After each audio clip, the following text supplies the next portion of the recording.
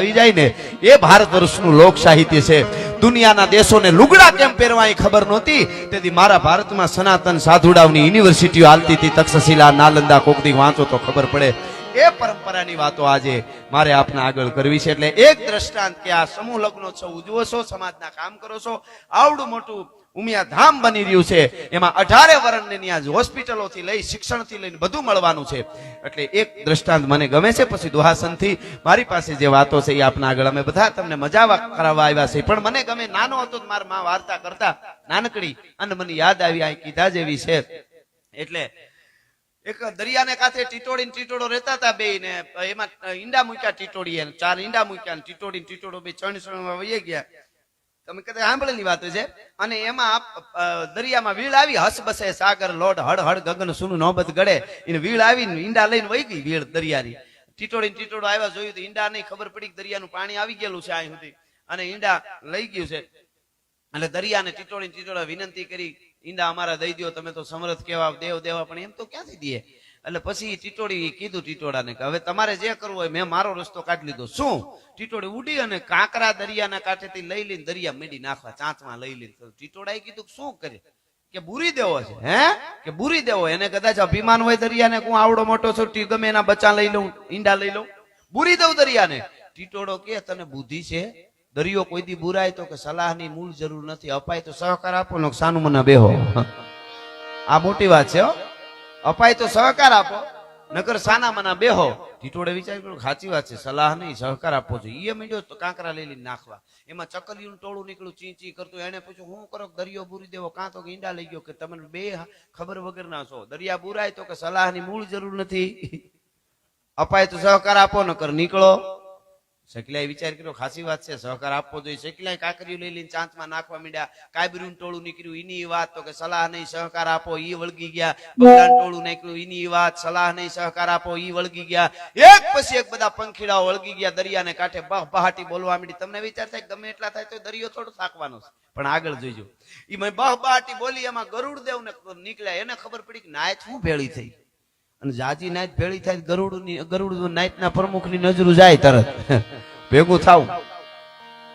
એટલે ગરુડ નીકળ્યો. ગરુડે જોયું કે આ નાયત શું એટલી બધી ભેળી થઈ. ન્યા ઉતર્યો, શું છે બધું આ? કે દરિયો પૂરી દેવો. કાં તો ટીટોડીની ઈંડા લઈ ગયો, કે આખી નાયત હાવ સમજણ વગરની થઈ ગઈ. કાં તો દરિયા બુરાય તો નાયતના પ્રમુખ હોય ભલે રહ્યા, સલાહ નહીં સહકાર આપો, નકર નીકળો.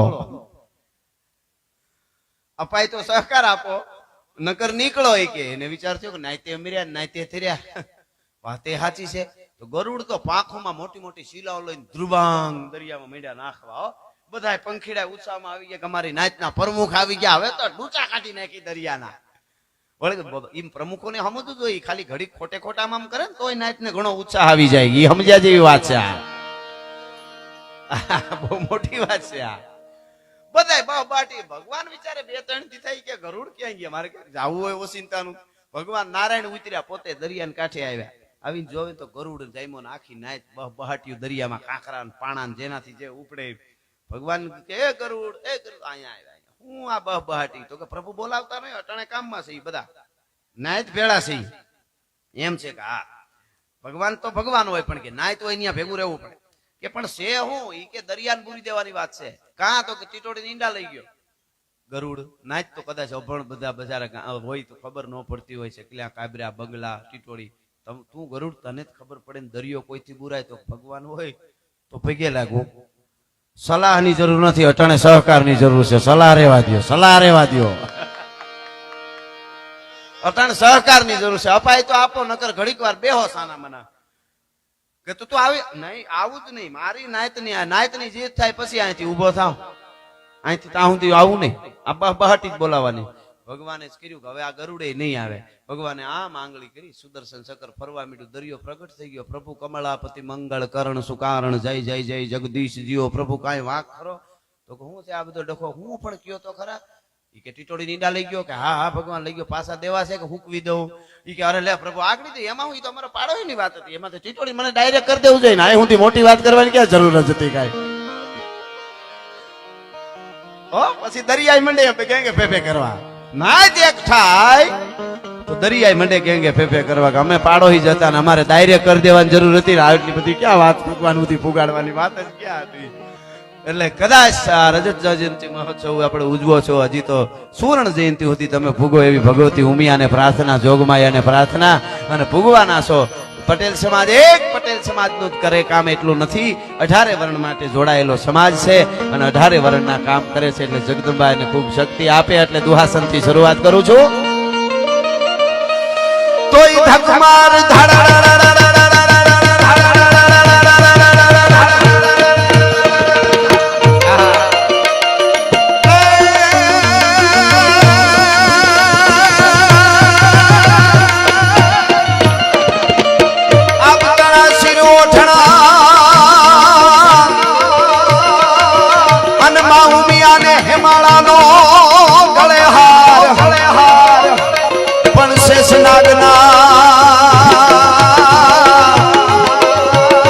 માતાજીના પગે હાકળા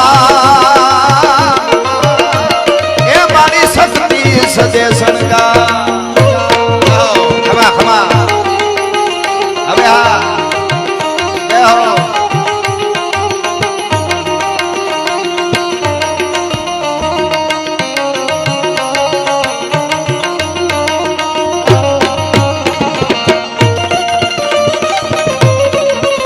બાદો